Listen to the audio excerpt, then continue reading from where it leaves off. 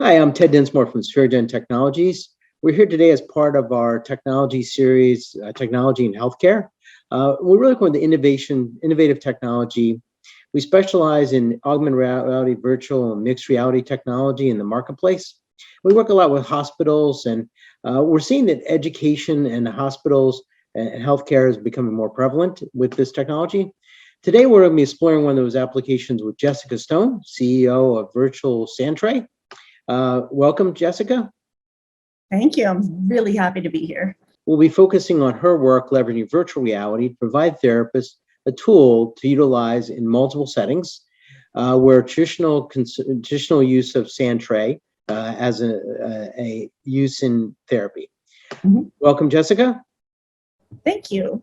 Yeah, like you said, I'm happy to be here. I'm a psychologist. I'm located in a very rural location in Colorado, and these kinds of interviews and connecting with other people just makes me really happy. One, because the use in mental health of virtual reality and really XR in general is growing exponentially, and that's very exciting to me. And then also because I am in a rural area, it's nice to talk to like-minded people about these kinds of things. Well, it was great. We met at the the wearable conference in Silicon Valley. It was just amazing to see all the different people in our vertical in healthcare around wearables. It is a growing field that we're involved with. I wanted to start out just because a lot of people may not be familiar with Sandtray method. Can you just talk a little about what the traditional Sandtray method is? Of course. So I'm a licensed psychologist, and I'm also a registered play therapist supervisor. And one of the tools that we have used traditionally for about 100 years is called Sandtray. And traditionally, it is a wooden box that you would put sand in, and there's different kinds and textures and, a lot of assortment and variety in there. And then you would traditionally have either shelves or bins of little miniatures. So real life items, fantasy items, houses, trees, people, animals, dragons, whatever you can imagine that you might want to put into your world. And then either there are a number of ways to do these things. So I'm trying to really generalize here, but either there would be a prompt or not, like tell me about your day, or tell me about that conversation you had with your mother or friend, or whatever it might be. And then the person would, in a nonverbal way, now they can speak, it's quite all right for them to, but if they don't want to, sometimes we don't have the words. Sometimes younger children don't know the words. So transcending that verbal language into a nonverbal creation and expression of their experience, their emotion, and a little entry into their world of what is going on for them. So Sandtray has been around, like I said, about 100 years. Dr. Margaret Lowenfeld started that, and we have taken that and expanded it into different realms, iPad, iOS version, then also into virtual reality, so that people for whom and in situations in which they can't access the traditional or it isn't right for them, then they have other options. And there are a lot of fun things you can do in it. So talk about it like in the virtual reality version and the electronic versions you're using. How do you use the technology to achieve the goal of the therapy? Because you're bringing the patient out in your existing way, you're doing the play therapy with them. How does that differ in the virtual world?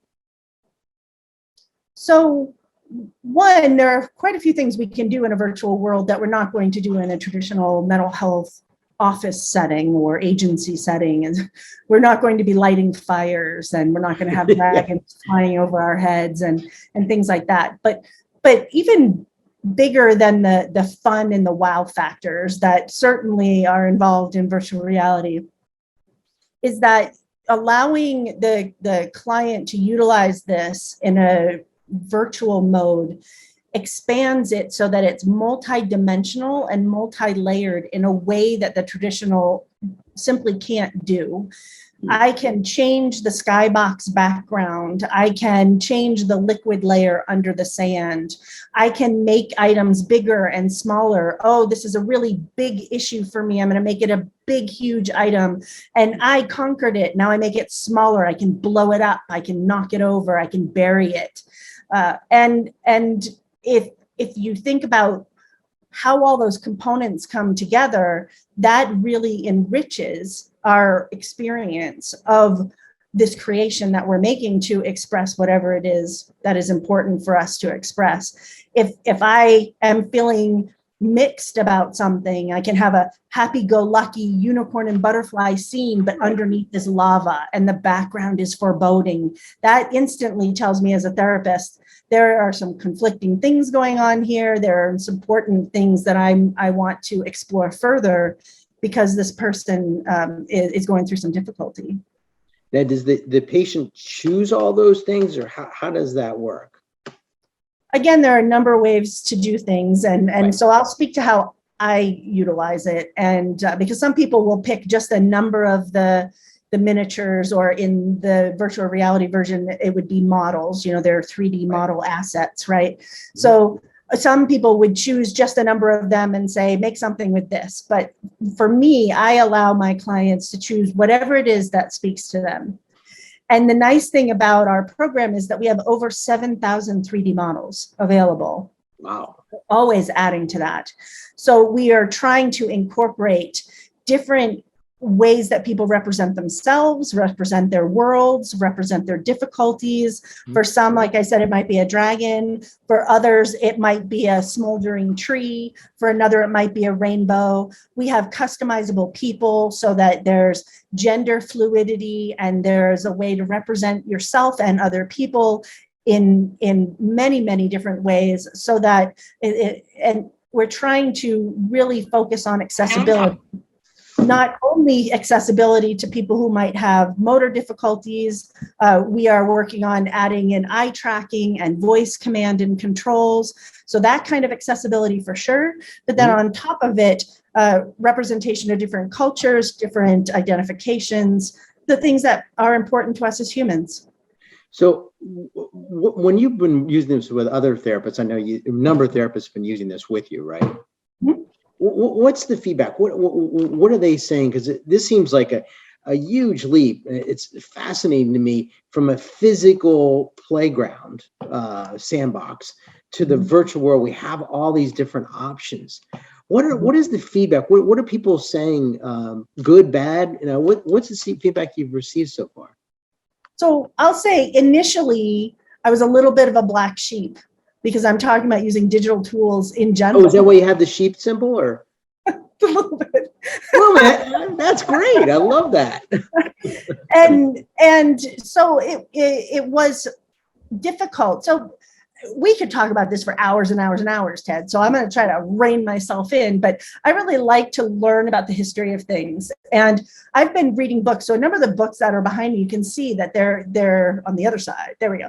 That they're quite old. I've been reading 150-year-old documents, trying to understand the history of psychology, not just what I learned in graduate school, but like how it has evolved over time. And there's a book from the 1930s that is talking about how psychology is slow to change, and they were complaining about it in the 1930s. And here we are almost 100 years later, and we're still slow to change. And I think there are reasons for that. And just a quick synopsis of it is basically, we don't want to do any harm. We want to help people. That's what we're here for. And so to introduce new things means we have to really understand as much as we can about it, to know that we're being responsible, ethical, and appropriate with our clients. And so that's why I started writing a whole bunch of books, like even right behind me there, a bunch of books that I have either contributed to or I've written, because I wanted to understand and formulate the foundation. So initially, to answer your question, initially there was a lot of resistance because it's new. There's a lot to learn, like you're saying, a lot of options, a lot of hardware, software. What do you buy? What do you have? What do you use? How do you do it? A lot of stuff in there. Then pandemic hit, and then everyone had to make a lot of shifts. We all made a lot of shifts in our lives, and professionally in therapy, we had to make a lot of those, in a lot of cases, to go virtual. So in that, here we are in the hardware, software, and all of that realm, and how do we connect with people?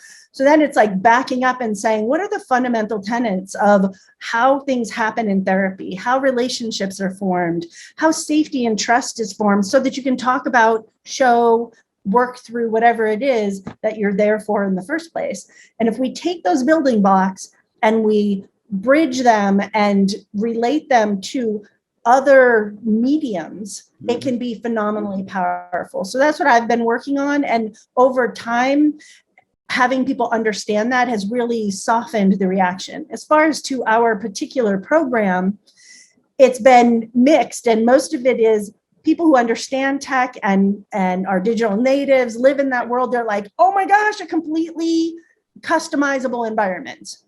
Right. We could make this be anything. You have a person who's had a particular experience in a war or something like that. We can completely customize that to either recreate it or whatnot. Then in VR, you're interacting with it. I mean, it's powerful. And then you have other people who are like, I'm still not sure about this whole digital thing. So doing talks like this, like at AWE, all the places I've been fortunate to go to and people I've spoken with, it is building that foundation so that people can really understand there's meat behind this. It's not just the fun wow factor. Well, and as you and I have talked before, is around there are children and younger digital generations kind of expect us to have this stuff, right, on the doctor side. And we don't in a lot of regards, right? There's a big digital generation gap here that the expectations, and I wonder if you've said it already, but I really want to hear your thoughts on that. Is this something that when we walk into an office in 5-10 years ago, 5-10 years from now, a parent or a patient is going to expect, you think?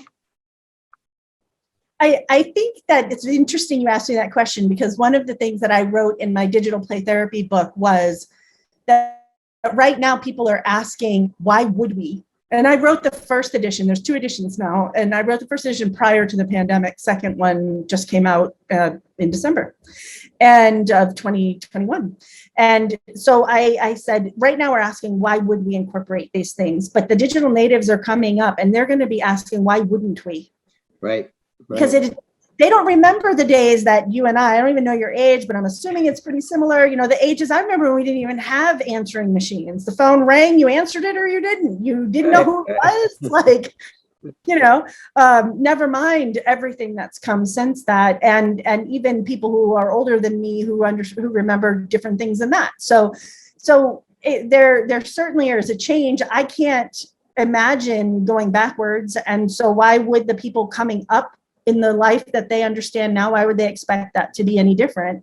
The other piece is that, especially in therapy, is that if we are presenting ourselves and operating as a field who is accepting of whoever that person is who comes into our office, right, whatever your interests are, your fetishes, your whatever they are, Ted, you come into my office and my job is to accept you as you and who you are and what you're bringing in. And I would never say, oh, well, we're not going to talk about that because that isn't congruent with who I am. It's not about me. It's about you and what you need and what you bring into the room. And when we're talking about tools of a digital nature, interests of a digital nature, if somebody comes in, whatever age, I want to say a child, but it could be an adult. I mean, digital natives are adults now. The adult, any age person comes in and they say, I really love to play League of Legends. I'm not going to say, well, you know, we're not going to talk about that because that's not congruent and that's not important. Let's talk about what's really important in your life. No, what we should be doing as a field is saying, what does that mean to you?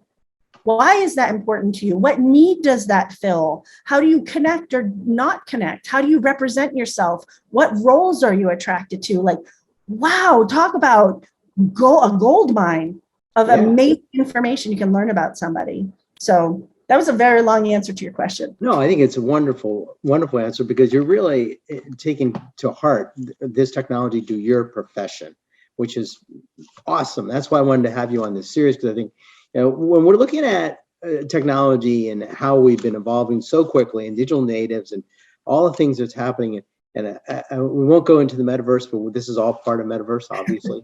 We're all components of that.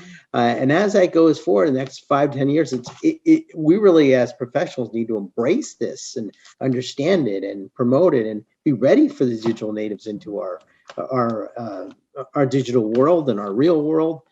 You touched a little bit on what you seeing, eye tracking, so forth, different elements coming into the technology. You can spend just a couple minutes on that. Is there futures of the technologies like metaverse, like Google's products or Apple or Unreal or any of the other stuff coming? Is there anything that like you say, wow, when we get that, it's going to change the whole landscape of what we're doing? I think the transformations happening, like even right now, I mean, HTC just launched a whole bunch of new stuff. H&P they put out their headset with all the biomarkers. I mean, there are some amazing things happening already. I would say feeling parts, the feeling emotion components. They do have those. I was speaking more about like your heart rate, or eye tracking, what you're looking at, what your facial expressions are. Absolutely. Yeah. So there are amazing things happening, but I think it's going to take a while. Back to the 100-year search there, 150 search. It's going to take a while to trickle down into the day-to-day persons. Like I am just starting my 3rd cohort of a training series, 10-part training series for therapists who want to learn how to integrate virtual reality into their practice. And I just started one of those today of really, this is your controller. These are the buttons. We have to start very, very basic, and then we expand out into different programs and how you might use it and finding the therapeutic factors and vetting them for therapeutic use and all of that kind of stuff. So for me, it's super exciting because I really want to incorporate so many things into my work in virtual reality. But for the field in general, I think it's going to be a little bit slow going. So the good news about that is a lot of the kinks can get worked out, and it can get trickled down into more of the all-in-one headset, which is really the investment level that a lot of therapists are ready to make. Right. Not the tethered headset with the computer and all the stuff that I get super excited about. They're not quite ready. They don't see the value yet of it. So I think it's coming. And I've been told for probably 10 years now that I'm ahead of my time. And I know there are a lot of other people in this realm who have been told that for a very long time. And I'm just going to keep writing about it and talking about it and saying as much as I can and using it clinically. And it's already growing. So it just is really exciting for me. I'm very passionate. Where can people find more information? Your books are on where? Most of them are through Routledge, so you can find them on the Routledge page, routledge.com. And then I also have them listed on my website, which is my name, jessicastonephd.com. And so you can find them there, of course, on Amazon. They're on there as well. I want to say what isn't, but I'm sure there are. I was about to say on Amazon, but like, let me ask that question first. So right. My book's on Amazon. It's like, you got to be there, Right. And then Virtual Sandtray, we're available, virtualsandtray.org, and you can look up information there. We don't have a distribution library yet for our VR program, so we're certainly looking for that. We'd love to be a part of a suite of services, so that, say, in a hospital setting, like you were talking about at the beginning of the intro, that the hospital has a suite of different programs they can use with different patients that they might need it. So we're looking for that. We want to expand. I have so many ideas for the mental health realm. So people listening to this who want to do more, be part of more, I would love that. Please reach out. And my email address, jessicastonephd@gmail.com. Well, thank you so much, Jessica. Is there anything else you'd like to share as we close out this? No, just that I really would love to connect with people. I think it's so important and be part of building this foundation for mental health in this amazing immersive realm. So thank you for having me. And there's such a need. Mental health has been such a big topic, especially in COVID, of all the needs of mental health. And thank you so much for doing the work you're doing and bringing this technology forward and just helping people. Thank you so much for that. Thank you.